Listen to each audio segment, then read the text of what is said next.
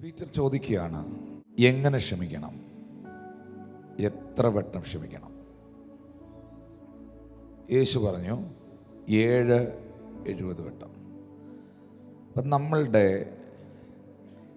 ജീവിതത്തിൽ നമ്മളിത് ഒരുപക്ഷെ എല്ലാവരും ശ്രദ്ധിച്ചിട്ടുണ്ടാവില്ല. കൂടുതൽ ആഴമായി ശ്രദ്ധിച്ചിട്ടുള്ളവർ ഒരുപക്ഷെ കണക്ക് കൂട്ടിക്കാണും. 7 × 70 490 490 പ്രാവശ്യം ക്ഷമിക്കണം എന്നാണോ യേശു പറഞ്ഞത്? അതോ 70 തവണ ക്ഷമിക്കണം എന്നാണോ യേശു പറഞ്ഞത്? എന്താണ് ക്ഷമയുടെ കണക്ക്? നാം എല്ലാവരും ക്ഷമിക്കപ്പെട്ടവരാണ്. കർത്താവ് നമ്മളോട് ക്ഷമിച്ചത് കൊണ്ടാണ്, അവൻ നമ്മുടെ ദോഷങ്ങളെ കണക്കിടാതിരുന്നത് കൊണ്ടാണ്, അവൻ നമ്മുടെ കുറവുകൾക്ക് തക്കവണ്ണം നമ്മോട് പകരം ചെയ്യാതിരുന്നത് കൊണ്ടാണ് ഇന്ന് നിങ്ങൾക്ക് ഇവിടെ വന്നിരിക്കുവാൻ കഴിഞ്ഞത്. 26-ാമത്തെ വാക്യത്തിൽ പറയുന്നു, അതുകൊണ്ട് ആ ദാസൻ വീണ് അവനെ നമസ്കരിച്ചു, എന്നോട് ക്ഷമ തോന്നണമേ എന്ന് പറഞ്ഞു, ഞാൻ സകലവും തന്നു തീർക്കാം. അപ്പോൾ ആ ദാസന്റെ യജമാനൻ മനസ്സലിഞ്ഞ് അവനെ വിട്ടയച്ചു, കടവും ഇളച്ചു കൊടുത്തു. 28-ാം വാക്യത്തിൽ പറയുന്നു, ആ ദാസൻ പോകുമ്പോൾ തനിക്ക് 100 വെള്ളിക്കാശ് കടപ്പെട്ട ഒരു കൂട്ടുദാസനെ കണ്ടു. തൊണ്ടയ്ക്ക് പിടിച്ച് ഞെക്കി, നിന്റെ കടം തീർക്കുക എന്ന് പറഞ്ഞു. അവൻ്റെ കൂട്ടുദാസൻ, എന്നോട് ക്ഷമ തോന്നണമേ, ഞാൻ തന്നു തീർക്കാം എന്ന് പറഞ്ഞു. എന്നാൽ അവന് മനസ്സില്ലാതെ ഉടനെ ചെന്ന് കടം വീട്ടുവോളം അവനെ തടവിലാക്കി വെച്ചു.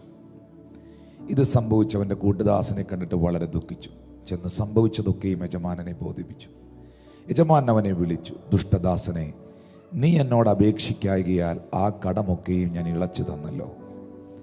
എനിക്ക് നിന്നോട് കരുണ തോന്നിയതുപോലെ നിന്റെ കൂട്ടുദാസനോട് കരുണ തോന്നേണ്ടതല്ലയോ എന്ന് പറഞ്ഞു. 10,000 രൂപ കടം ഒരാളുടെ കയ്യിൽ നിന്ന് ഒരാൾ മേടിച്ചു. അപ്പോൾ ഇവൻ കടം വാങ്ങിയ ആള് ഇവനെ വിളിച്ചിട്ട് പറഞ്ഞു, നീ എനിക്ക് ആ 10,000 രൂപ തിരിച്ചു തരണ്ട, നിന്റെ കടം ഞാൻ ക്ലോസ് ചെയ്തിരിക്കുകയാണ്, ക്യാൻസൽ ചെയ്തിരിക്കുകയാണ്, ഇനി നീ എനിക്ക് ആ പൈസ തിരിച്ചു തരണ്ട, ഗോഡ് ബ്ലെസ് യു.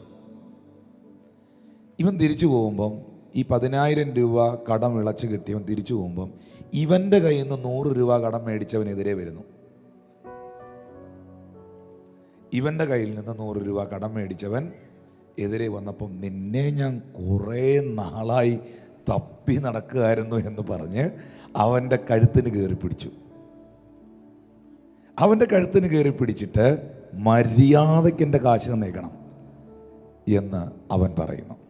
ഇവരെ രണ്ടുപേരെയും ഒരുപോലെ ദൈവം തൻ്റെ സന്നിധിയിൽ നിർത്തിയിട്ട് ചോദിക്കുന്നു, നീ ഒരു ദുഷ്ടനല്ലേ? നിനക്ക് മനസാക്ഷിയുണ്ടോ? നിന്റെ 10,000 രൂപ കടം ഞാൻ ഇളച്ചു തന്നിട്ട് നീ ആ 100 രൂപ നിന്റെ കയ്യിൽ നിന്ന് മേടിച്ചവൻ്റെ കഴുത്തെ പിടിച്ച് ഞെക്കിയത് ശരിയാണോ? 10,000 രൂപയുടെ കടം എനിക്ക് നിന്നോട് ക്ഷമിക്കാമെങ്കിൽ ആ 100 രൂപയുടെ കടം അവനോട് ക്ഷമിച്ചൂടെ? കർത്താവേ, എൻ്റെ ഇത്രയും പാപങ്ങളും എൻ്റെ ഇത്രയും കുറവുകളും എൻ്റെ ഇത്രയും ദോഷങ്ങളും നിനക്കെന്നോട് ക്ഷമിക്കാമെങ്കിൽ എന്നോട് എന്തോ ഒരു വാക്ക് പറഞ്ഞതിൻ്റെ പേരിൽ, എന്തോ ഒരു നോട്ടത്തിൻ്റെ പേരിൽ, എന്തോ ഒരു ചെറിയ കാര്യത്തിൻ്റെ പേരിൽ ഞാൻ പിണങ്ങിയിരിക്കുന്ന ആ മനുഷ്യനോട്, ആ സഹോദരിയോട്, ആ വ്യക്തിയോട് എനിക്ക് ക്ഷമിക്കാൻ കഴിയത്തില്ലേ? ഞാൻ ദൈവസന്നിധിയിൽ ചെന്ന് നിൽക്കുമ്പോൾ അധികം കടങ്ങൾ എനിക്ക് ഇളച്ചു തന്ന എൻ്റെ ദൈവം, അധികം കടങ്ങൾ വിമോചിപ്പിച്ച എൻ്റെ ദൈവം എന്നോട് ഈ ചെറിയ കണക്ക് ചോദിക്കില്ലേ? ദൈവം എൻ്റെ കുറവുകളെ എന്നോട് ക്ഷമിക്കണോ? പറ. ദൈവം എൻ്റെ അകൃത്യങ്ങളെ എന്നോട് ക്ഷമിക്കണോ? ദൈവമക്കളെ, ഞാൻ ഈ പറയുന്നത് വളരെ ഗൗരവമുള്ളൊരു കാര്യമാണ്. ദൈവം എന്നോട് ക്ഷമിക്കണമെങ്കിൽ, ദൈവം എൻ്റെ പിഴവുകളെ എന്നോട് പൊറുക്കണമെങ്കിൽ, എൻ്റെ സഹോദരനോട് ഞാൻ കാണിക്കുന്ന, എൻ്റെ സഹപ്രവർത്തകനോട് ഞാൻ കാണിക്കുന്ന, എൻ്റെ മാതാപിതാക്കളോട്, എൻ്റെ ചുറ്റും നിൽക്കുന്നവരോട് ഞാൻ കാണിക്കുന്ന എൻ്റെ മനോഭാവം എന്താണോ ആ അളവുകോലിലാണ് ദൈവം എന്നോടും ക്ഷമിക്കുന്നത്. അത് യേശു തൻ്റെ പ്രാർത്ഥനയിലും പഠിപ്പിച്ചു. യേശു തൻ്റെ പ്രാർത്ഥനയിൽ ശിഷ്യന്മാർ പറഞ്ഞു, യോഹന്നാൻ അവരുടെ ശിഷ്യന്മാരെ പ്രാർത്ഥിക്കാൻ പഠിപ്പിച്ചതുപോലെ ഞങ്ങളെയും പ്രാർത്ഥിക്കാൻ പഠിപ്പിക്കണമേ എന്ന് പറഞ്ഞ പ്രാർത്ഥനയിൽ മത്തായി 6:12 യേശു പറഞ്ഞു, ഞങ്ങളുടെ കടക്കാരോട് ഞങ്ങൾ ക്ഷമിച്ചിരിക്കുന്നത് പോലെ ഞങ്ങളുടെ കടങ്ങളെ ഞങ്ങളോടും ക്ഷമിക്കണമേ.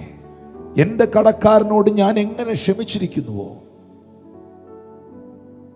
എനിക്കിട്ട് പണി തന്ന ആളിനോട് ഞാൻ എങ്ങനെ പൊറുത്തിരിക്കുന്നുവോ, അതേ അളവുകോലിൽ ദൈവം എന്നോടും ക്ഷമിക്കുകയാണ്.